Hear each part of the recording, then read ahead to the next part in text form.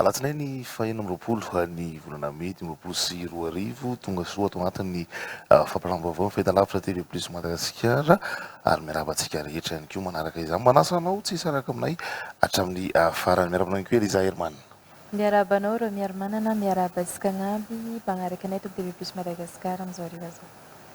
Lohateny vaovao tapany voalohany avy hatrany ary hiakatra ny maripana ho an'ny afoatany sy ny faritra Antsiranolosy amin'ity fiandohan'ny herinandro ity tombanana iverina hidina kosa izany amin'ny fisasan'ny herinandro raha ny tomban'ny foibe famantarana ny mety ho toetr'andro. Anjaran'iseny no mandefa tolo-kevitra any amin'ny governemanta sy ny parlemanta hitondrana fanatsarana mikasika ny fitsipika ny famofehezana mikasika ny fifidianana hoy ny filoham-hevitry ny senisy manoloana ny tolo-dalàna avy amin'ny filohan'ny antenimieran-dola. Raha ny tapany faharoa anaty ny lohatenim-baovao kosa roa taona izao no tsy nisy ny fandalinana lalana ny fenitedi-bolana sy mpantsiny ka tsy mahamaro toerana ny fitantanam-bola mpanjakana hoy ny sombavamboaka atiminy Kofito amin'ny distrikany Avaradrano.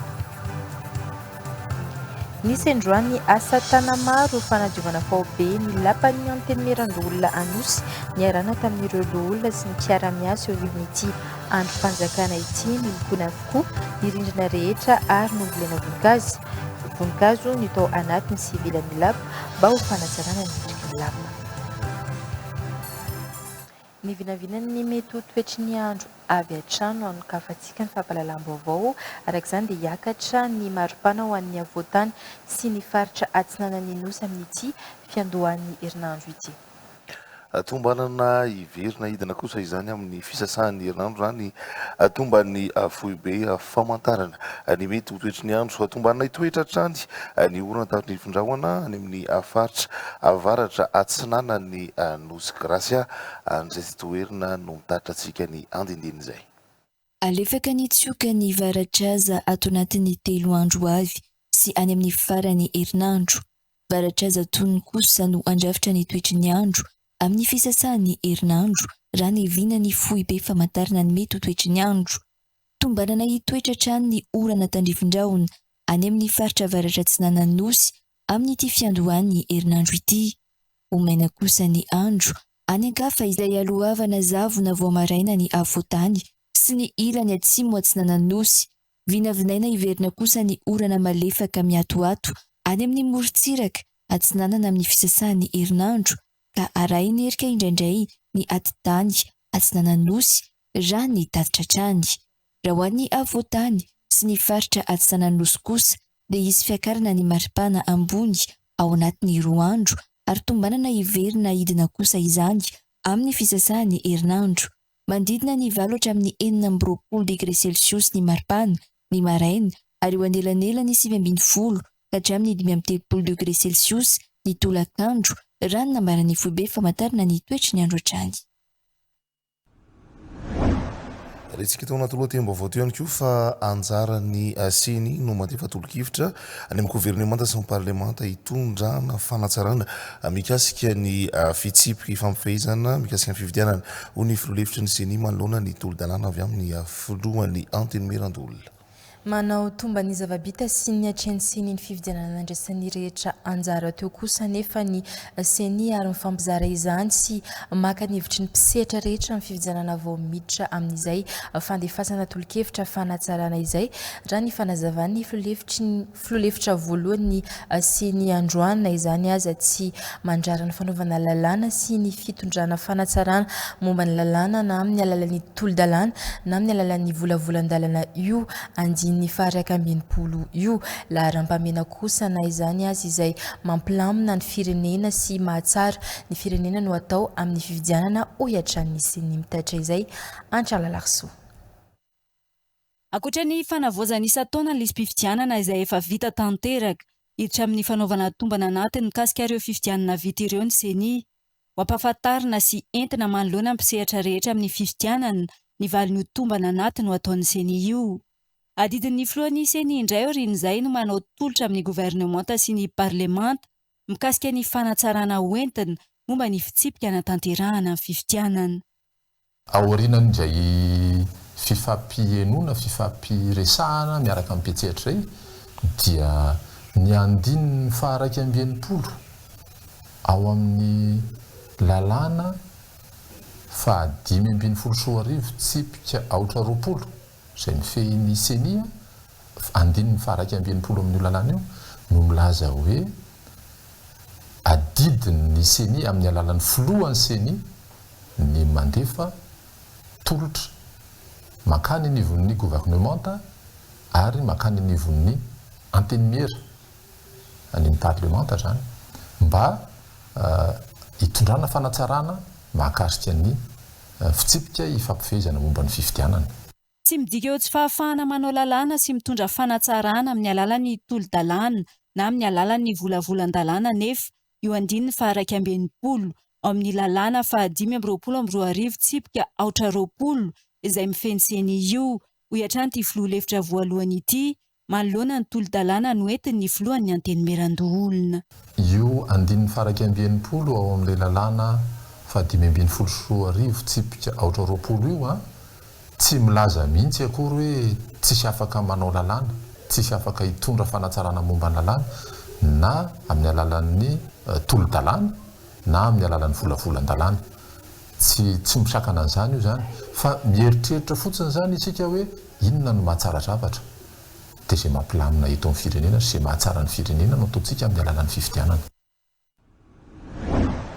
Roa taona zao no tsy nisy ny fandaniana ny lalàna mifeny teti-bola na sipanitsihana ka tsy mahamary toerana ny fitantanam-bola mpanjakana ao ny solombavam-bahoaka Tim voafidy ao amin'ny distrika Navaradrano.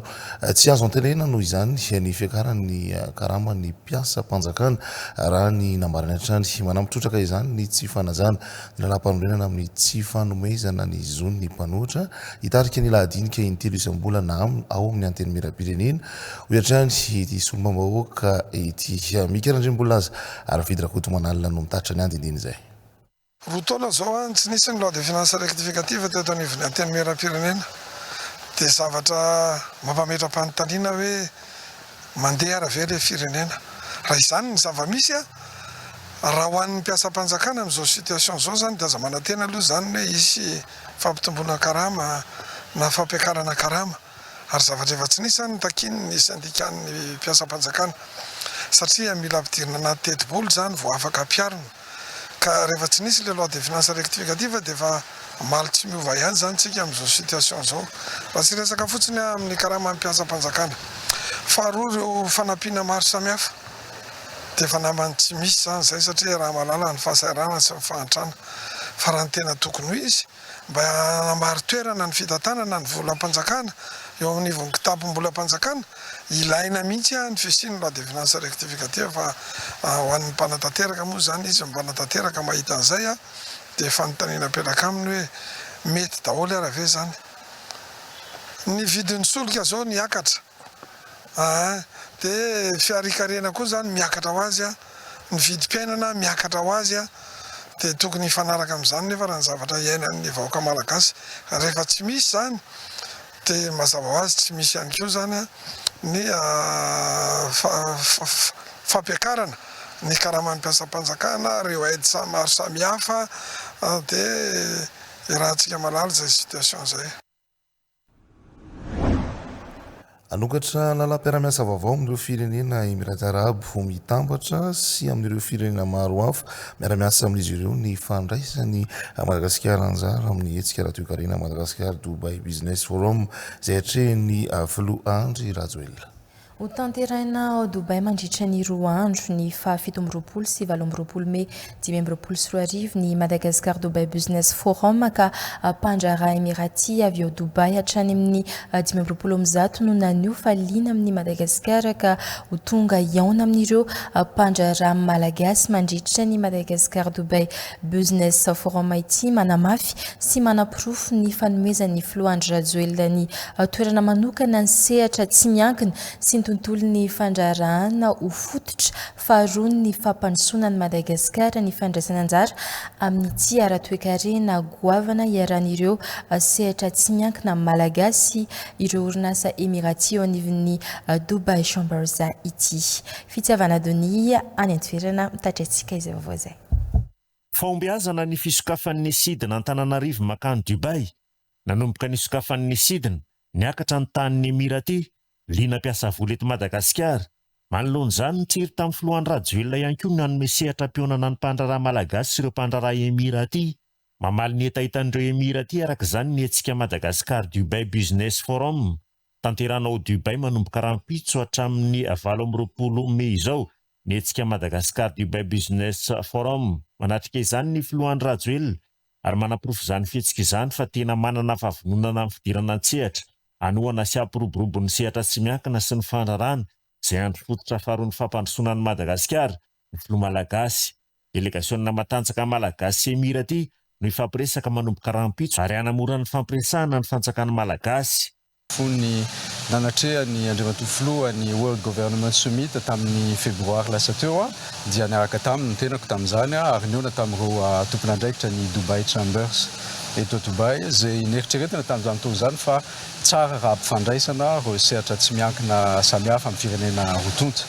Dia izay tokoa tanteraka tonga ity ny andro lehibe rapitso dia tanterahantsika eto a Dubai eo amin'ny Dubai Chambers ny forum économique izay raha ny firenena rotonta. Raha ohatra ka 280 ny isan'ny orinasa niara-dia ary tonga eto a Dubai ary rehefa tonga eto avokoa ireo olona rehetrarehetra misa 570 mandrakotra ny délégation sehatra tsy miankina eto a Dubai dia eo ihany koa ny sehatra tsy miankina avy aty amin'ny Émirats Arabes mitambatra izay olona misa 520 no iona amin'ireo sehatra tsy miankina antsika ireo mandrakotra orinasa 250 izay tena ho ampiona zany rapitso maraina. Fotoana lehibe izao ahafahan'ny Andriamatoa Filoha ihany koa tena mametraka ary mamerina foana an'izay toerany sehatra tsy miankina izay ao anatin'ny fampiroboroboana ny fandrosoana sy ny indostria Madagasikara satria dia ny fanjakana dia napetraka tokoa mba hametraka ireo arofanina sy ireo tontolo ny fandrarana rehetrarehetra ary ny sehatra tsy miankina natao hampiasa vola ary hampiakatra ny arika-refobe ihany koa ao anatin'ny famokarana rehetrarehetra. Ratsorina ho sehatra nokatra tambazotran'ny fiarah-miasa nokatra lalam-piarah-miasa hitondrany amin'ny fikarohana fampiasam-bola vaovao eo amin'ny Madagasikara sy Émirats Arabes mitambatra ary izao tontolo izao ny Madagasikara Dubai Business Forum. Tsy hijanona eo anivon'ny Emiraty fotsiny ny lalam-piarah-miasa ho azo amin'ny Madagasikara fa hisokatra hatrany amin'ireo firenena hafa izay mpiara-miasa amin'ny Emiraty. Anisany any an-toerana ao anatin'ny delegasiona malagasy tarihan'ny filohan'ny Rajoelina ny EDBM izay manome toko fa firenena azo antoka somary hisy lahatra ampiasana vola i Madagasikara. Mazava loatra ny tourisme satria ny fizahan-tany moa zany dia efa ambarana Andriamatoa Filoha ombenombeny fa anisany vina anankiray napetrany ary ahafahantsika mampiroborobo ary mampivoatra ihany koa ny farim-piainantsika malagasy satria ananantsika maro loatra ho faritra samihafa ny Madagasikara ahafahantsika manatanteraka paikady maro lafy. Eo ihany koa ny sehatra énergie, ny sehatra famokarana herinaratra mba ahafahantsika ihany koa mitady an'ireo mpiara-miombina antoka izay tena vonona tokoa ary tena matianina anatin'ny fampiroboroboana an'izany sehatra izany. Ny sehatra ara-finance moa zany dia anisany koa amin'ny famatsiana vola dia anisany manana lara-pahamehana ary tena manana toerana goavana be ihany koa amin'ny fitadiavana mpiara-miombina antoka eto amin'ny Émirats Arabes mitambatra. Anomboka rampitso 17 Mei 2020 sy 2020 ny hetsika Madagasikara Dubai Business Forum ao amin'ny Dubai Chambers. Hitarika izany ny filohan'ny Rajoelina ary natrika izany ireo vondro mpandraraha sy ny sehatra tsy miankina malagasy andaniny ary ireo mpandraraha Emiraty ankilany. Raha ny ezaka natao tamin'ny herintaona fotsiny no tsahivitsika zany dia nisy ny délégation teo amin'ny 28 teo ny délégation tonga tany Madagasikara mitsidika ny Madagasikara manao prospection ny Madagasikara ary ao anatin'io 15 nationalité ny anisan'ny tonga tany amintsika izany midika fa misy ny intérêt d'investissement amin'ny destination Madagasikara. Izao zany dia ezaka mitohy ihany koa ao anatin'ilay fametrahana an'izao hoe mission économique izay hoentin'ny Andriamatoa Filoha manamafy ny intérêt ny fitondram-panjakana ho an'ny investissement direct nationaux ihany koa izay zavatra satria soutien ao anatin'le réinvestissement satria ireo ny anisan'ny ambassadeur ny firenena anankiray zany ohatra ny fatao any amin'ny pays d'Afrika rehetra sy ny pays dans le monde entier mitondra délégation ny Filoha République. Anisan'ny délégation ihany koa ireo vondro mpandraraha malagasy ahitana ny GEM, SIM, SIMA Bio, FCCIM, CTM ary eo ihany koa ny Invest Dubai izay mitovy leta amin'ny DBM malagasy. Marihana fa ny mpandraharaha rehetrarehetra eto amin'ny Émirats Arabes Mitambatra dia mivondrona avokoa anatin'izay Dubai Chambers zany rehefa atao moa parallèle amin'ny zavatra misy any amintsika ihany koa satria manana antsika intermédiaire ny industrie sy ny varotra dia izay karazana intermédiaire zay zany no ionantsika rapitso izay tena mampivondra an'ireo mpandraharaha rehetrarehetra eto Émirats Arabes Mitambatra. Rehefa tanteraka ireo présentation samihafa rapitso maraina, rapitso atoandro dia misy ny fotoana tena natokana ampifandraisana an'ireo mpandraharaha sehatra tsy miankina samihafa amin'ireo secteur d'activité izay mifanandrifana azy mba ahafahany rehetrarehetra mametraka any ihany koa izay fomba fijery viana ary ao anatin'ny fitadiavana an'ireo partenaire rehetrarehetra. Amin'ny andro faharoa izay tanterahana amin'ny alarobia dia maro ireo visite na orinasa ho atao eto amin'ny Émirats Arabes Mitambatra ary dia eritreretina ihany koa amin'ny tapany voalohany amin'ny taona 2024 dia ho tanterahantsika any Madagasikara ihany koa ny fandraisana ireo délégation n'ireo Émirats Arabes Mitambatra any amintsika. Fa iverina eto Madagasikara kosa isika amin'ny ity lavim-baovao manaraka ity raha ny maresaka eny amin'ny anteny Mirandolona dia nisy androany ny asa tana maro fanadiovana fao be ny lapan'ny anteny Mirandolona Nosy niarana tamin'ireo loholona sy mpiara-miasa eo anivon'ity androm-panjakana ity. Lokona avokoa ny rinona rehetra ary novolena voninkazo ny anatiny sy ivelany lapa mba ho fanatsarana ny endriky ny lapa tsy voatery mandray vahiny na andro fety vao anadino lapa ny loholona hoy izy ireo ho atao isam-bolana. Noho izany ny asa fanadiovana ny lapa tahaka izao mba hanome endrika tsara ny anteny Mirandolona sy arovana ny tontolo iainana hoy ny filolefitry ny anteny Mirandolona Nicolas Arbemananjara Zorabalojona Ismaël Andrianjafy aina no nitrandraka ny vaovao teny toerana. Ny farimba sy ny fampitona teto amin'ny lapana anteny Mirandolona avokoa ny lolona sy ny mpikambana amin'ny kabinetrany ny mpiara-miasa ao amin'ny androm-panjakana ity izao natao dia ny hanomezana asina sy ahatamana ny toeram-piasana hoy ny lolona Lalatina Rakotondrazavy. Ny ataontsika eto androany dia tagna maro entina manatsara ny toeram-piasantsika ity maingy amin'ny lalan-tsaina hoe ity ny toerana andanitsika fotoana betsaka indrindra ao anatin'ny herinandro dia mba ataontsika zavatra tsara sy mahafinaritra fa tsy hoe mahakamo antsika ny andeha aty rehefa mikorotanirotana sy malotoloto izany toeram-piasantsika izany. Izay indrindra no nateraka ny hevitra hoe ndao hiaraka isalatsika rehetra hanatsara n'izay toerana fiasantsika izay. Nolokona avokoa ny faritra somary misy maloto na ny anatiny na ny ivelany ny lapa.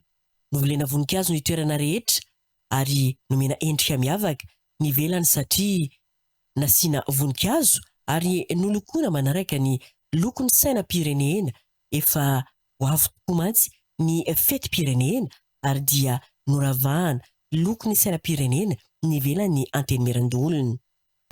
Miaraba anareo andriambavidanitra rehetra na tratran'ny fety omaly. Teniko voamaly tany amin'ny fionana tany fetin'ny fikambanam-behivavy ny vatovavy hoe ny vehivavy rehefa manao zavatra dia mahavita be ny lehilahy ary dia asizitsika tehaka izay vehivavy zay fa tsy mahafinaritra loatra vehivavy rehefa manao zavatra dia ingany anaraka foana izay lehilahy rehefa mitarika ny vehivavy dia anomboka zany tsika fa dia samia mavitrika amin'izay andraikitra tsirairay ataontsika eto androany. Mankasitraka tompo.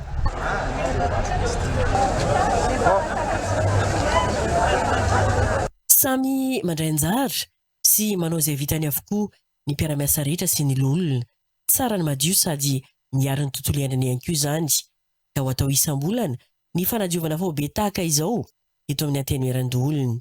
Tokony alay tahaka ny toy izao satria tena ilaina ny fahadiovana ary inona fa ampazoto ny mpiara-miasa rehetra ny miasa amina toerana madio sy matehonina ary ravana voninkazo tahaka ity toeram-piasana madio eto amin'ny anteny Mirandolona ity. Eo misehatra ny fahasalamana no anondratsika ny fampialam-baovao ifantoka amin'ny fitadiavana ireo zazambola tsy vita vaksiny rehefa kozatra ny ministera ny fahasalamam-bahoaka atao riny ny filazany OMS fa foana ny ambana amin'ny valanaretina polio eto Madagasikara. Mbola efatretsy ihany moa ireo zaza mbola tsy vita vaksiny miady amin'ny lefakozatra mihitsy izy ireo raha ny tatriny ministry ny fahasalamana tsy tokony ho atao amban-javatra araka izany ny fanatratrarana ny tanjona amin'ny fanaovam-baksiny azy ireo ho fisorohana mba tsy hiverenana ny ambana amin'ny valanaretina polio eto an-toerana. Anomboka ny volana jona ho avy izao ny hetsika fanaovam-baksiny faobe hiarovana amin'ny poliomelite sy ny vaksiny hafa rehetra hoy ny ministera. Antralalaso. Tanjona napetraky ny voamiera amin'ny firenena mikambana misahana ny fahasalamana na ny OMS ny amgorana tanteraka ny aretina lefakozatra na poliomielite maneran-tany. Mandalo dingana maromaro izany tanjona izany ka ny otrika aretina antsoina hoe virus de polio sauvage no fongorana voalohany. Efa nahatratra ity dingana ity ny akamaroany ny firenena maneran-tany ary anisan'izany Madagasikara. Tsy mijanona eo nefa ny ady amin'ny lefakozatra fa vao maika mila hamafisina ny fitandremana sy ny fisorohana mba tsy hiverena ny valanaretina ity indray eto an-toerana. Mbola maro mantsy ny zaza tsy mbola natao vaksiny arovana amin'ny polio mihitsy eto Madagasikara. Afantoka ny fitadiavana sy fanaovana vaksiny ireo zaza ireo indray. Ny hetsika fanaovam-vaksiny manomboka izao. Atsika moa zao efa mikasa amin'ny volana jona io hanao activité na vaccination intensive indécurée indray ahafahana mijery amin'ireo zaza zéro dose. Aloha tonga dia apetaka mihitsy mantsy zay hoe tsy hoe lazaina fa afaka ny epidemiana polio eto Madagasikara dia mitsotsotra daontsika rehetrarehetra tsy hanao vaksiny fa raha vao midina tana vaksiny io dia mety risika hiverina indray zavatra. Dia zay zany miezaka antsika ao anatin'izay satria be dia be ny zaza zay antsoina hoe zéro dose torantsika miresaka zao efa eo amin'ny 350 à 400 000 eo izy isa ary miantsika amin'ireo zaza zéro dose reo zany antony anaovana indray izay vaksiny zay Anomboka ny volana jona izao ny hetsika fanaovam-vaksiny manaraka ho hatrany ny ministry ny fahasalamam-bahoaka. Manomboka androany dia isy ny zava-baovao ato anatin'ny fampiarahana-baovao ny fahitalavitra TV Plus Madagasikara zany hoe ny demokrasia mivantana izay arahantsika ao amin'ny onjam-peo ny zato teboka roa dia hoentina ato anatin'ny fampiarahana-baovao ny santionany ny adihevitra izay ataony tsirairay avy ao anatin'izay fandarana demokrasia mivantana izay misokatra ho an'ny olona rehetra na ho an'ny mpanohatra na ho an'ny mpanohana ny fitondrana izay arahinao isan'andro maraina moa zany izy eo amin'ny onjam-peo zato teboka roa amin'ny sivy ora sasany maraina eo afahanao miditra mivantana miantso ihany koa mitondra faneho-kevitra maro samihafa fa ato anatin'ny fampiarahana-baovao kosa izy dia ny fintiny ny ady hevitra no hoentina amintsika tahaka nyity androany ity. Démocratie mivantana. Fandarana mivantana amin'ny Radio Plus 100.2 FM. Isan'andro amin'ny sivy ora sy sasany maraina. Tena hoe mampalahelo mihitsy ny zava-misy satria ty fitondrana ity zany dia ny hoe tena hitanao hoe mampahantra vahoaka fotsiny le satria le izy raha ny victime zao ohatra hoe mandeha zao victime anao foto-gafitra anankiray zao dia victime ao olona manjato aloha ny amin'ny ankiray tonganainy anankiray ohatra hoe anao atao roty ianao dia victime mandray amananany zay zay ny olona hoe tena hoe lasa tonga dia 4 ami moko zany zavatra tsisy ninina tso satria tonga dia le fananam-bahoaka mihitsy ampitehana. Demokrasia mivantana. Ity tany ity gasy manontolo ka rehefa manao zavatra ampindra amina fahefana daholo ny olona rehetra zay mandalo ao dia tsy tokony nikainanao ny jerenao fa le vahoaka malagasy zay nomen'Andriamanitra nyity tany ity zay fotsiny anay aza manao kitoto nanao kitoto ane raha olona nanao sovy ianao raha nga dia ahongan'olona teo tsy lasa le fokony eny adala amin'izany tsy izay ny zava-misy tsy zaka ny nataonareo teo tsy nisy zava-tsono no entinareo teo tena hongana nareo. Demokrasia mivantana. hoe olona fanihon-kevitra ny anao teo tranche le soko be teo aloha teo raha netika tsisy ny teny ny tsy nety ny tenena teto fa rehefa mety izany dia mety izy ny tsy nety ny teneniny eto ny teneniny olona mihamivakana zay tsy fetezana zay zoany tanteraka amin'ny teniny tsy mety teneny mety anareo mahita fa mety izy dia teneny mety Aza fefenao ny olona ilazany tsy mety satria miatreka ny fiainana izy. Raha ohatra ve miteny fa fatapahan-jiro, iteny kosa nareo ny olona tany aloha tany tsy nanao fitona tany aloha tany. Raha olona mitonga amin'izao kosa ny hitaraina na hoe tapaka foana ny jiron'ny olona. Démocratie mivantana, fandarana mivantana amin'ny Radio Plus 100.2 FM isanandro amin'ny 7 sy sasany maraina. Regny izao no sationany faneho-kevitra anio maraina zany tao anatin'ny fandaharana demokrasia mivantana ao amin'ny onjam-peo ny zatebokaro izay anasana antsika izay te hitondra ny faneho-kevitra ao anatin'izay fandaharana vokariny onjam-peo ny zatebokaro izay dia tahaka ireny isanandro tsika dia hitondra ny fintin'ny faneho-kevitra ny tsirairay avy ato anatin'ny fampahalalam-baovao fa hivadika lafim-baovao mahakasika ny tontolon'ny fampianarana kosa isika tanterahana manomboka androany ny fanadinana andrana amin'ny BEPC ho amin'ny fara-padidim-pampianarana Antananarivo Atsimondrano. Ho fanomanana ara-tsaina sy ara-batana ny mpiadina amin'ny fiatrenan'ny fanadinana BEPC tena izy no tanjon'ny fanadinana andrana toy izao mbola isy ny fantsiana izay lesoka hita amin'ny mpiadina aoriany ny valin'ity fanadinana andrana ity hoy ny lehiben'ny foibe mpanadinana CEG Tanjombato tsy farana ratsy amin'ny alakamisy ho avy izao ny fanadinana andrana Antralalarsosi Omegarana F-Zone tatrina ny injiny. Miatrika fanadinana andrana maromaro ny mpiadina amin'ny fanadinam-panjakana BEPC mialohan'ny datim-panadinana. Misy ireo fanadinana andrana karakarain'ny sekoly ho an'ny mpiadina ho aminy. Misy ihany koa ny fanadinana andrana iraisan'ny sekoly iray zaba. Ankoatra ireo mikarakara ho an'ny sekoly rehetra mivondrona ao aminy ihany koa ny fari-piadidim-pampianarana tsirairay.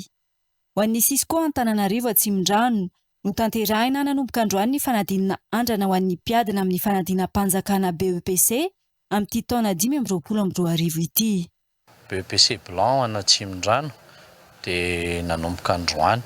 BEPC Blanc zany indray mandeha isa-taona alohan'ny examen officiel ohatr'izao dia ny taranja malagasy ny nanomboana azy androany maraina manaraka ny fandaharam-potoana amin'ny BEPC officiel mihitsy zany na ny emploi du temps ary. Hiditra amin'ny fanarenana ireo lesoka na taranja mbola ahitan'ny mpiadina olana ny mpampianatra rehefa mivaly ity fanadinana andrana ity. Ny fanadinana toy izao zany dia fisatsam-pahaizana ho an'ny mpianatra sady ihany koa ahafahan'ny mpampianatra manarina izay lesoka nandritra ny taom-pianarana ahafahana manao ny révision générale. Ifarana ny alakamisy ho avy izao ny fanadinana andrana amin'ny BEPC. Ratsy ahivana ny 30 Jona hatramin'ny 3 Jolay no hiatrehan'ny mpianatra ny fanadinam-panjakana BEPC ho an'ny taona 2024 manerana amin'ny Madagasikara. Fa inomenjanary Roselina Raisa na Eli Yousa no nitana ny laharana voalohany tamin'ny fifananana iraisam-pirenena Pont vers le Chinois ho an'ny zone Madagasikara ny 2020 mialasa teo no nanatanterahana ny famaranana ity andia amin'ny 2020 ity teny amin'ny Université Antananarivo Akatso araka izany dia izy no isolitena any Madagasikara any amin'ny fifananana iraisam-pirenena any Chine. Mikiran'ireny Lazare Vidy rakotomanalina no mitrandraka izay vaovao izay. Seho maro amin'ny fiteny sinoa ahitana ny kabary, quiz culturel sy fampisehoana talenta toy ny hira sy ny atsikana ary ny ayady no nasehon'ireo mpifaninana tamin'ny concours mondial de Chine Pont vers le Chinois ho an'ny zone Madagasikara nanoloan'ireo mpitsara sy ireo mpanotrona maro. Nomejana Roselina Raisa na Liusa no nitana ny laharana voalohany tamin'ity fifaninanana ity. Izy no isolitenan'ny Madagasikara amin'ny fifaninan'ny iraisam-pirenena ny Chine. Ny azon'ny Madagasikara ny laharana voalohany amin'ny fifaninan'ny iraisam-pirenena no fanamby-goavana amin'izao fifaninana izao raha nambaran'ny talin'ny Institut Confucius eny amin'ny Université n'Antananarivo. Efa nandalo fifanitsanana moa ny ankizy rehetrarehetra izay hitantsika hoe mandray anjara amin'ity famaranana ity dia misa 40 izy ireo avy amin'ny toerana rehetra misy ny Institut Confucius zany. Ny loka moa zany voalohany mazava indrindra ny billet mandeha makany Chine zany ahafahany miatrika an'ilay finale mondial. dia misy loka hafa koa zany a miaraka amin'izay zany a mety hoe misy valopy toy hatrany zany a ny fanomanana satria tsika zao hiatrika fananana mondial zany tena miahenjana zany miamafy kokoa zany a ny vomila tratrarina zany mba azahoantsika mandrovaka an'izay a champion mondial izay. Natrika ity famarana an'ity ireo olo manan-kaja maro nahitana ny masovony Chine eto Madagasikara, toy ny Université Antananarivo, ireo taleny Confucius sy ireo tompon'andraikitra maro samihafa. Oraitsika indray izao ireo vaovao niteraka resabe tao anaty tamazotra sirasira.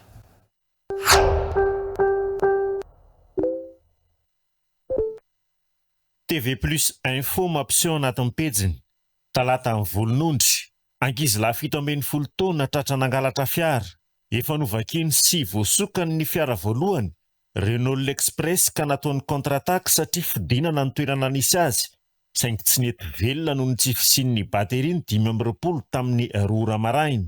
Mifindra fiara hafa indray ilay kely ka nataony toy ny nanaovan'ilay fiara voalohany ihany, saingy tsy nety velona satria tsy nisy batery ihany koa. Daihatsu tapa-kevitra ny nangalatra batery izay amin'ny fiara Mercedes-Benz ilay kely, saingy ny mpiambina ny fiara nefa ka vaky nandositra vetrany tany amin'ny toerana nisy ireo fiara miisa 2 no kasainy angalarina ka teny natrarany zandary avy eo amin'ny brigady talata ny volonondry azy. Vaovao malaza eran-tany ofisialy mampiseho anatin'ny pejiny.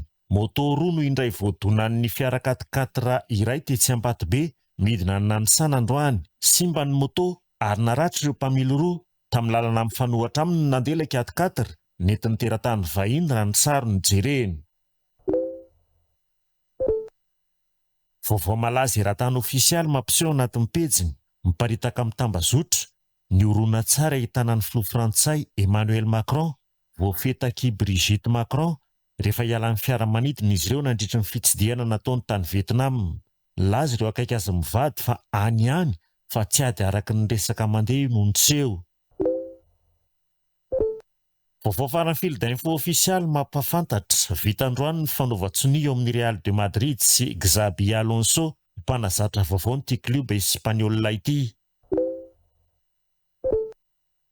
Vaovao farany fil d'info ofisialy mampiseho anatin'ny pejiny. Fandresena iray sy faharesena iray mivoaka dalao azon'ny ankoay 3-3 vehivavy androany tany amin'ny Women Series Baku Stop 2025, nandresan'ny Roumanie ny malagasy ary resin'ny Italia. Mbola tao anatin'ny fampiaraham-baovao hatrany isika mitanterana teny amin'ny Espace Rose Bypass ny sabotsy lasa teo ny lanonana niarana tamin'ny fivamihana ny fikambanana biavy vatovavy miray izay nentina nankalazana ny fetiny ireny. Manomevana ny vehivavy amin'ny fampandrosoana ny firenena ny fitsanganana ny fikambanana tahaka izao ny fiolevitry ny anteny mirandolona Nicolas Rabemananjary ilaina ny mametraka ny miralenta eo amin'ny fitantanana ny firenena ary vonona an'olitra tolo-dalàna mahakasika ny miralenta araka izany ny tena ny ranonambarany.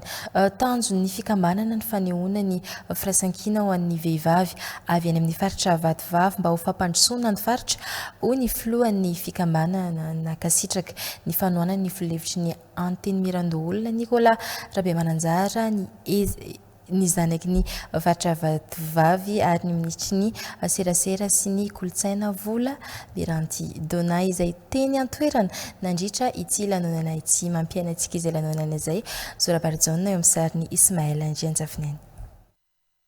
Ny taona 2024 no nitsangana ara-panjakana ny Vivami na fikambanam-biavy vatovavy miray izay ivondrona n'ireo vehivavy mihetsika sy mahavita azy avy any amin'ny distrika Nosavalika, Mananjary ary Ifanadino. Maro ny ezaka ataon'ny fikambanana toy ny asa sosialy ary tanjona amin'izao ny fananganana ny Vivami any amin'ny faritra hoy ny filohan'ny fikambanana. Ny tanjony amin'ny ankapobeny no lazaiko eto dia firaisankina-tsaina viavy avy amin'ny faritra vatovavy iny. Fitsinjovana ny reny sy ny zaza, ny zokiolona sy ny marefo, fiarovana ny tontolo iainana ary ny sosialy isan-karazany. Anisan'ny lohan-doam-pisorona ny Vivami ny taky nazahoana ny faritra vatovavy. Tiavinareo. Tsy ny raviravy tagnana hay indray dia viavy fanontologna hatramin'ny farany ny taky ary misaotra n'Andriamatoa hazaina Andrinirina Rajoelina. Maro ireo ezaka siasa sosialy efa natao tany amin'ny distrika ny Eviena ary mbola maro ny vinavinaina anisan'izany ny fananganana ny fikambanana any amin'ny faritra. Eto dia mpanetentena lehibe no anentanako an-tsena viavy hanatevina ny fikambanana. Isan'ny manohana ity fikambanana ity ny minitra ny serasera sy ny kolotsaina Mara Volamiranty Dona izay zanaky ny faritra Vatovavy tsy teto an-toerana izy ny faran'ny herinandro teo nakasitraka ny fanotrona ny filoha-hevitry ny Anteny Mirandoolona Nicolas Rabemananjara ny etsika izay ataony ny zanaky ny faritra ny tenany ilaina ny firaisampo eo amin'ny zanaky ny faritra Vatovavy indrindra fa ho antsika viavy hoy izy ary ny fampitambarana ny tena imasona mba hisy ny fampandrosoana ny faritra Vatovavy hoy hatrany ny ministra izay niditra tamin'ny alalan'ny antso antsary avy any ivelany. Mampiay ny etsika sady ihany koa mazanaky Vatovavy ary mpikambana ao anatin'ny fikambanana fivavy izay efa elaela ihany mpikambana tena atao no anolorako ny arahaba atsika rehetra. Arabaina ihany koa ny fikambanana fivavy na afaka nanatokosana izao etsika izao ary eo ihany koa ny ray aman-dreny izay mihajo etsika izao dia Andriamatoa filoha-hevitry ny Anteny Mirandoolona Andriamatoa Nicolas Rabemananjara izay teo akaiky hatrany amin'ny etsika rehetra indrindrandrindra mahakasika ny Vatovavy sy ny fampandrosoana ny Vatovavy. Mialatsiny ny tenako raha ohatra ka avy aty lavitra aty no miarahaba sy mampita amin'izao fiarabana izao satria dia noho ny iraka nampanaoviny filohan'ny Republika Andry Rajoelina dia anatrika ny conférence des ministres francophones ny tenako aty Québec dia tsy afaka koa miara-mifaly taminareo kanefa iray foa aminareo rehetra ny tenako. Rehefa ny vehivavy no manao etsika dia tonga lafatra ary isany anomezan'ny filohan'ny Republika Lanja ny vehivavy izany hoy ny filoha-hevitry ny Anteny Mirandoolona Nicolas Rabemananjara nadritra ny kabary fanokafany ny lanonana niarahana tamin'ny fivami ny sabotsy teo. Tokony omena andraikitra lehibe eto amin'ny firenena ny vehivavy hoy izy ary ametraka tolo-dalàna kasika ny miralenta ny olona mba ahafana manome andraikitra bebe kokoa sy manabetsaka ny isan'ny vehivavy ao anatin'ny fampandrosoana ny firenena hoy hatrany ny filoha-hevitry ny Anteny Mirandoolona Nicolas Rabemananjara. Mate idera satria rehefa ny vehivavy manao zavatra dia tonga lafatra ary mahafinaritra.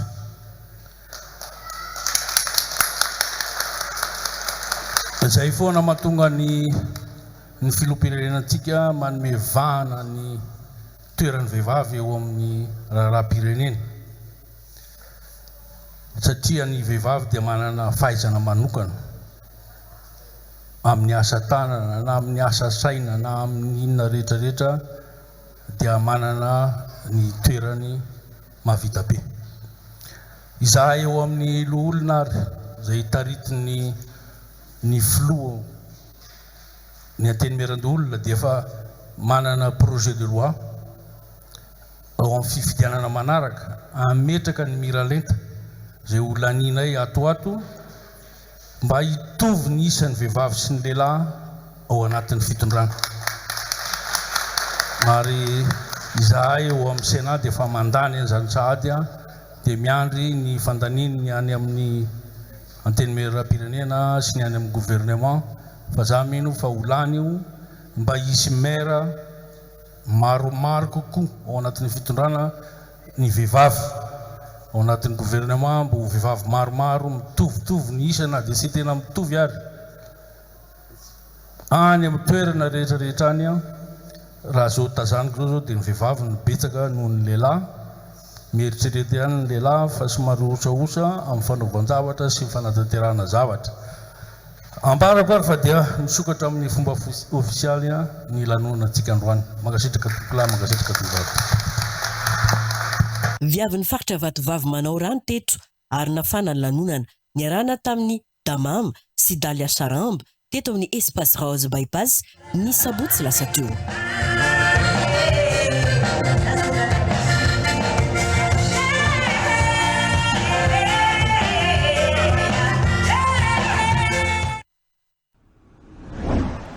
Lorantsika ireo vaovao tapatapana. Misy ireo sakanatrehany tontolon'ny fanabeazana manoloana ny fiovaovan'ny toetry ny andro, anisan'izany ny tsy fampin'ny fitaovana sy paikady. Natolotra ny drafitra voalohany natolotry ny CONAMEP momba ny fiatren'ny tontolon'ny fanabeazana ny fiovaovan'ny toetr'andro ny faran'ny taona 2024 na ny volombolon'ny taona 2024 moa no ivoaka tanteraka ny vokatra. Izy io zany natao tamin'ny telo volana fahatelo tamin'ny 2024 fa natolotra aloha zany zay vita fa io fanadihadiana sy fikarohana io zany dia mahakasika ny résilience ny système éducatif par rapport au changement climatique eto Madagascar zany dia mbola mitomo zany le izy fa fanolorana an'izay zava-bita zany aloha natao mbola mikaroka hoe inona avy ny paikady azo entina anatsarana anatrarana zay zany ny asana zay le asa fikaroka natao. Miditra antsehatra amin'ny fanabeazana amin'ny vahoaka amin'ny fahaiza-miaina ny fiangonana toy ny fiangonana Refi eo Androndrakely sy ny Refi manerana Madagasikara manoloana ny fahaverezany ity fomba fiaina ity. Tondram-bavaka ny fiainam-pirenena ary manampy ny mponina sahirana ihany koa izy ireo ho fandraisana anjara manoloana ny fahasahirana ny firenena sy ny vahoaka. Tafiditra anatin'ny hetsika fankalazany ny fiangonana Refi ny 20 taona nisiny ihany koa izany. Ankalaza ny jobily 20 taona nisiny ny fiangonana Refi eto Madagasikara izahay.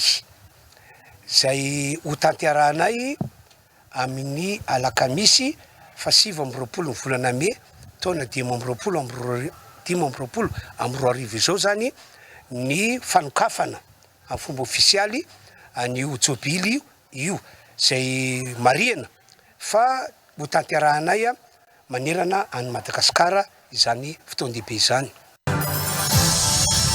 Totosa ho malotolakandro tao amikany zany Ambohidratrimo ny lalao famarana taranja baolina kitra sokajy U15 U17 ao anatin'ny section Ambohidratrimo. Teo amin'ny sokajy U15 no ny fanandrarany STK Ambodiady manao volondavenona amin'ny sary sy ny US Pro manao ny akanjo fotsy. Ny atateraka lalao nandritra ny fizaram-potoana voalohany. Teo amin'ny sasam-potoana tamin'ny fizaram-potoana faharoa kosa no natafiditra baolina ny US Pro ka nandrahoana izy ireo ny fandresena. Manoloana ny fandresena dia nanambara mpanazara ny STK Ambodiady fa misy lesoka tokony hareniny. Hita zany ny lesoka tany amin'ny famonoana baolina fa efa niezaka ny boakely namoaka ny tsara indrindra tany aminazy dia hita be zany hoe miatra ny leçon rehetrarehetra nefa tsy tody tao anaty arato moa ny baolina dia nidikan'izany resy aloha zay tamin'iny dia manaja tanteraka ny adversaire zay niondrika tamin'ny ray noho ny aotra izahay STK Ambodiady kanefa moa isaorana an'Andriamanitra ny zavatra rehetra kanefa nateo raha faharesena tsy maintsy manaritra foana mandrakariva amin'ny fanatanjahantena azy dia amin'ny session manaraka indray dia iazanay anarina zany lesiko zany. Ny US Pro araka izany no tompon-daka ho an'ny sokajy U15 ao anatin'ny section Ambohidratrimo ary eo milarina faharoa no misy ity aklubany STK Ambodiady ity. Efa tonga omaly avokoa ireo tompon'andraikitra teknika avy amin'ny Confédération africaine handball sy ireo mpandray anjara amin'ny IHF Challenge Trophy Zone 7 izay atao eto Antananarivo manomboka raha mpisy 17 ny volana May. Tanjo ny fifaninana ity fampiroboroboana ny handball ho an'ireo tanora aty amin'ny sokajy junior sy ny cadette. Fifaninana afahana mahazo tapakely hatrehana ny kanina ihany koa ny IHF Trophy. Ny IHF ny politika ny IHF zany dia promotion développement ny handball zany hoe manomboka any amin'ny fotony any amin'ny madinika indrindra zay ny particularité an'ity IHF Trophy ity araka ny nazavaiko omaly dia ny jumelage ny miaraka amin'ny kanina zany hoe nisy fanatsarana nataon'ny fédération internationale sy ny confédération africaine ny handball nanao an'io jumelage io zay hoe ahafahana mahazo ilay ticket mandeha makany amin'ny kanina avy hatrany raha ohatra ka champion aty amin'ny zone. Eo fanitelony izao Madagasikara no napetrany no IHF Challenge Trophy raha ny fanazavana. Manaratsy endrika ny tanàna Ambatonazaka ny loto sy ny faratsy ny lalana eto an-toerana.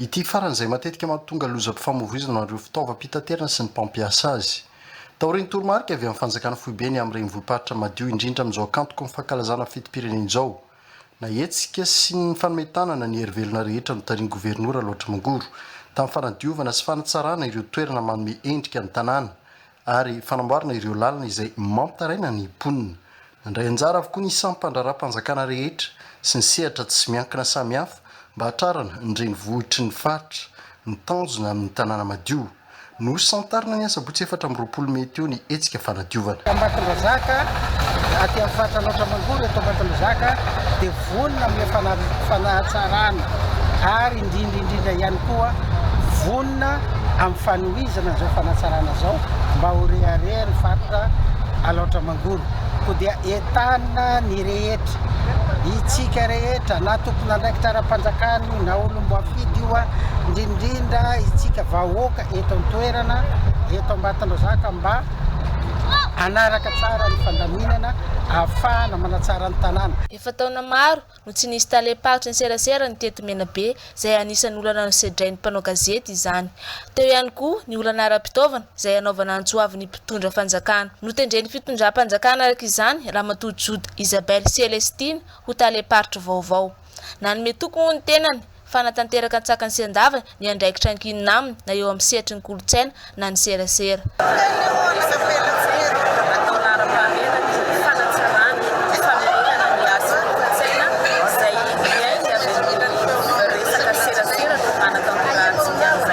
No amafisin'olo Madagasikara mahonjy Hugues Laurent voafidy tato amin'ny faritany Toliara fa tsy resaka serasera ery ihany no andraikitra iantsoroany fa eo amin'ny sehatry ny kolontsaina ihany koa izay tsy azo atao ambanin-javatra fa mila asongadina toy ny asa fanaovana gazety. Fandraika indrindra amin'ny fampandrosoana izay ilayntsika eto Menabe. Fampandrosoana satria raha raiky voalohany ilay communication manana ny lanjany manokana. Sarotsy manao asa raha tsy misy communication. Ary ny culture koa zava-dehibe raiky. Ho an'ny Betroka kosa ndray isika izao maro tsy faly tamin'ny fisamborana sy firatrarana rongony manodidina ny telo taona tao Betroka raha nitatry ny solombavam-bahoaka Nicolas Randrinasolo. Efa antaonany maro no nisy ny famarotana rongony sy varotra tsy ara-dalàna saingy tsy nety sarona mihitsy izany ho izy vao nisy ny fanoloana ny tompona andraikitry ny zandary tao an-toerana vao nisy ny vokatra azo tsy hijanona hatreo ny famitorana fa hitohy hatrany amin'ny fisamborana ato Domikotrika ny trafika rongony izany raha ny tatitra voaray hatrany amin'ny tatitra izay sy Belalandriamazava eo amin'ny sariny Fetry Andriamananjara.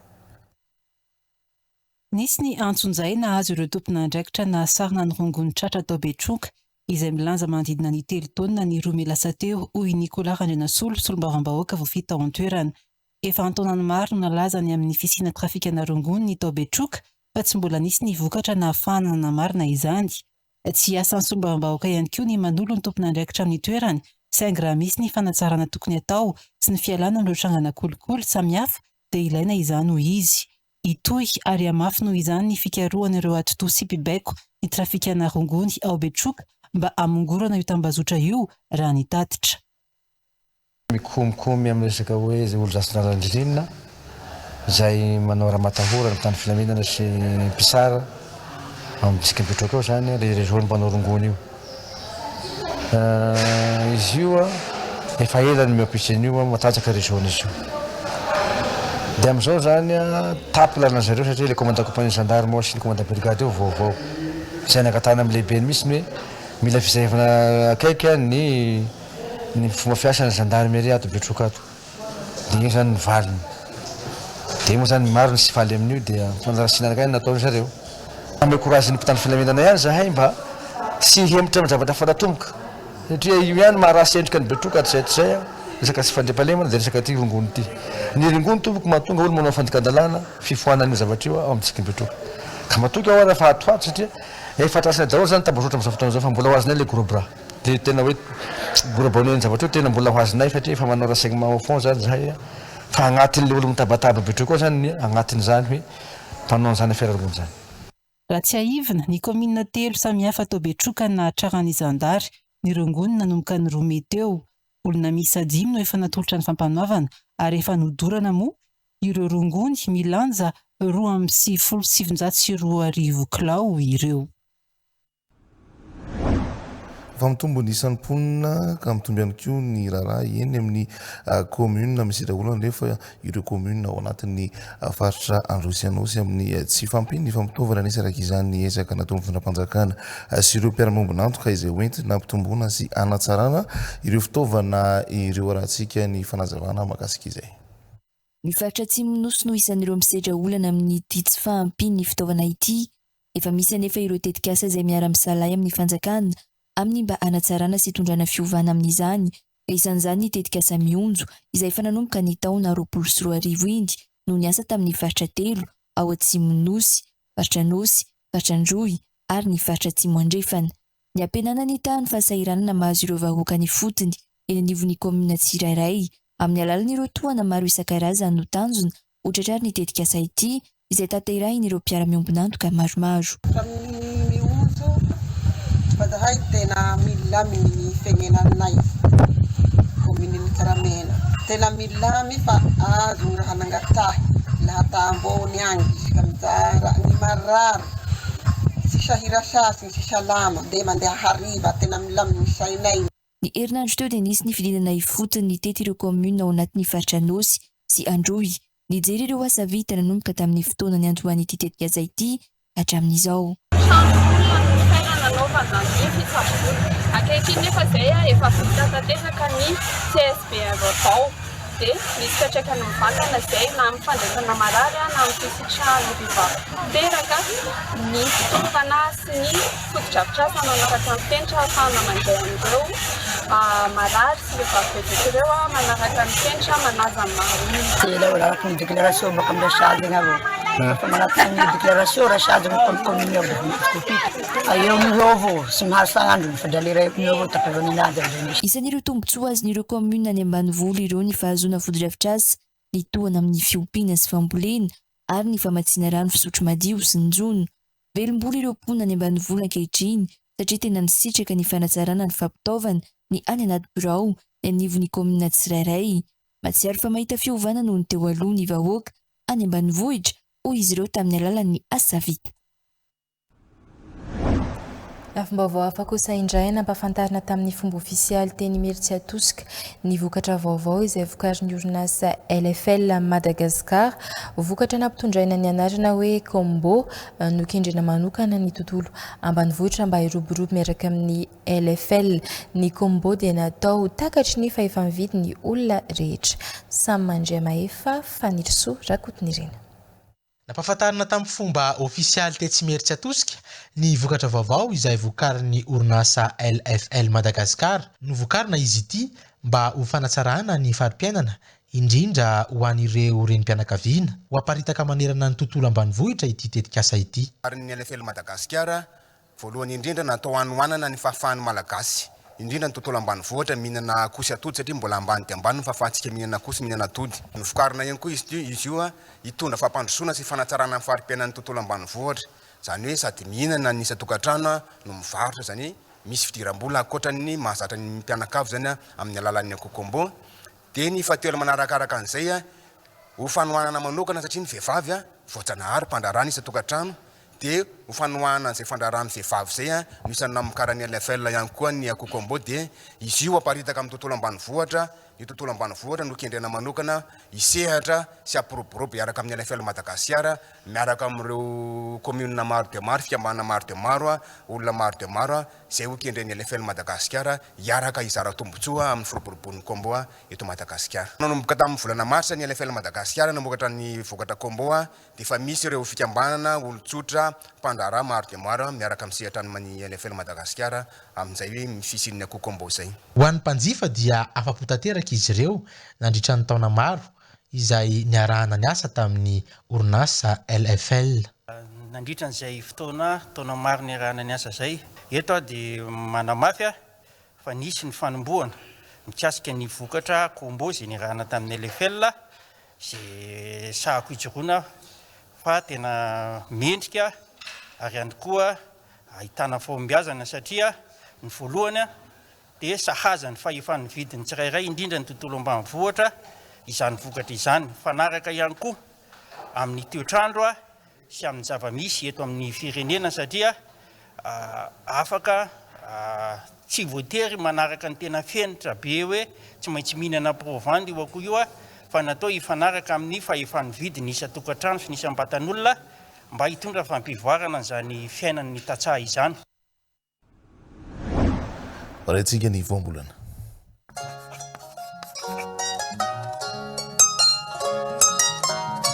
Androany dia ity indray no voambolana afantarana ny tena heviny repika. Ny hevitry ny voambolana hoe repika dia hitenenana an'ireo olona faly sy ravo no sady mandihy ary mitsinjaka. Amin'ny teny frantsay ny ilazana azy dia hoe heureux et dansant. Avy amin'io voambolana io koa no ahazona ilay teny hoe totorepika, izany hoe dimanao dotongotra amin'ny tany tsy akijanona. Danse de joie no azo itenenana azy amin'ny teny frantsay. Voambolana izay azo ampiasaina amin'ny andavanandro ohatra rehefa miteny malagasy, nanao direpika aoka izany izy raha voafantany fa afam-panadinana. Hitantsika ihany koa io voambolana io ohatra ato anatin'ny fifehezanteny manaraka ity, faly sy repika aoka izany ny vahoaka malagasy ny tsena ny filoham-pirenena teny amin'ny seranam-piaramanidina ny vato vao nigadina teny ny toerana ny tenany. Rehefa izay ary ny dikany hoe repika dia azontsika malagasy tenenina amin'ny andavanandro ity voambolana ity rehefa miteny malagasy. Sarobidiny teny malagasy ary fahaizany mafy azy. TV+ Madagasikara.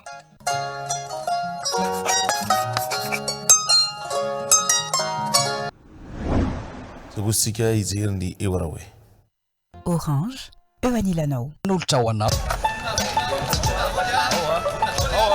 moteur action certificat de célibat mila andramosena célibat mila mitondra an'ireto piesy kely vitsivitsy reto ianao rehefa alohan'ny azahoana izay. Copie lava latsaky ny telo volana eny tompo copie lava latsaky ny telo volana dia mila vavolombelona anankiroa manamarina fa mbola tsy manambady ianao ary mbola tsy nisora-panambadiana tamin'io ka tena tsy maintsy eo satria ireo no vavolombelona fa tena tsy manambady. 2,000 ny sarany sy certificat de célibat eto indrindra le olany tsy tao imasom-boaka any za fa nisoratra tanao tena fandeha le tantara zany dia zao hoe misy an'le sipakely tambany iny miaraka amiko dia voky izy dia tsy manaiky le fianakaviana fa hoe tsy maintsy atao soratra hoy zay nefa za efa nisy taona tamin'le mbola tsy tonga saina dia nanambady an'le kiala tsy vanina tary iny dia vita soratra tary zay dia zay ngembo zao efa tsy mifankaty tsony efa rava mihitsy le fitiavana fa mbola tsy vita divorce fotsiny. Eo andrintsika zay zavatra zay ny tena zavatra tsy mety tena tsy mety satria ianao fa vita soratra ara-dalàna tsy afaka manambady fanondroa zany hoe soratra ara-panjakana ka le vadiko iny any tsara tanàna any mipetraka le vadiko taloha be ramosea na ataontsika hoe any ambanivohitra any amin'ny tsy hitan'ny fanjakana rehefa voasoratra ao anatin'ny bokim-panjakana fa soratra ara-dalàna dia atao anatin'ny fanjakana tamin'iny tsy tena sérieux nge fa le soratra fotsiny natao tamin'iny fa hoe mba hiverina célibat ramosea ao tsara ianao mazava tsara ny miasa ny anatiny ana fitiavana le fitiavako an'izany koa dia zao ramosea ty tsy 2 arivo tsony no mety fa ataoko maromaro noho ny 2 arivo ameko koa ianao ka azafady avikely fotsiny aloha ty volanao ty sa zao no tiako tenenanao efa nazavainy teo ny mahakasika an'izay fakana certificat de célibat zay fa namarinana mampitovy dia mila copie latsaky ny 3 volana ary vavolombelona anankiroa manamarina an'izay. Tsy azo atao zany ary raha lalàna no manome certificat de célibat ny olona efa vita mariage fa zao ny tolo-kevitra ameko avao ramose rehefa tsy mifanaraka na aloha vady any dia ataovy ny divorce eny anivon'ny fitsarana. Ka izy mizirazira be tsy mety mandray an'le divorce rehefa misy didim-pitsarana na hoe nahazo divorce ianao dia hoentinao aty amin'ny fokotany zay ahafahana manamarina fa efa célibataire ianao dia misitraka ny taratasy fanjakana. Ando vola nge za afaka tiavana nge lo ataoko amin'ilay zanak'olona efa bevoky efa 7 volana nge le zanak'olonao hoe dia tetavinao tsy atao soratra zany zay. Hitanao tsy mety zay zavatra zay satria na izana ianao mety higadra amin'izay zavatra zay satria mampigadra zany zavatra ataonao zany.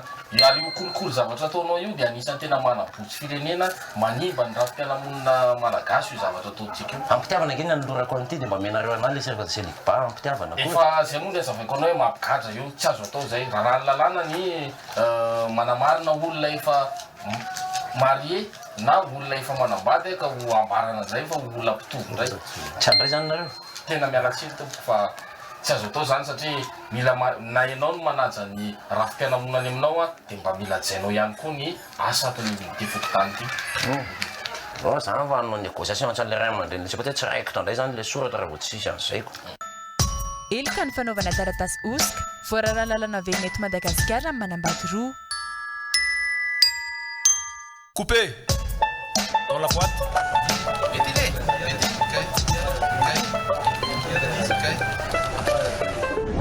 Zay koa no metrahako ny mandrapitafo amintsika rehetra ho amin'ny diany ity manome fotoananao ny tenako amin'ny raha ampitso indray Eliza Hermanina kosa miretondra antsika ny songadina.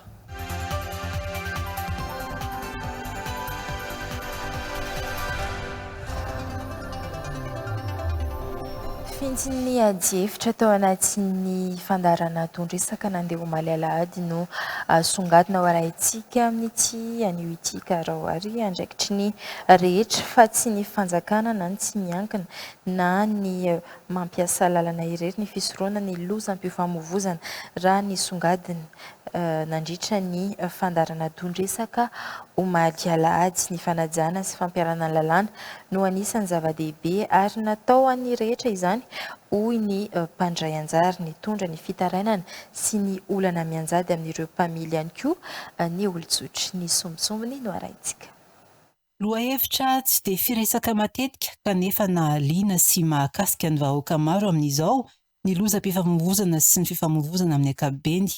Io no niresana tao anatin'ny dondresaka ary vahiny voakasika ao anatin'ny sehatra avokoa no nandray anjara.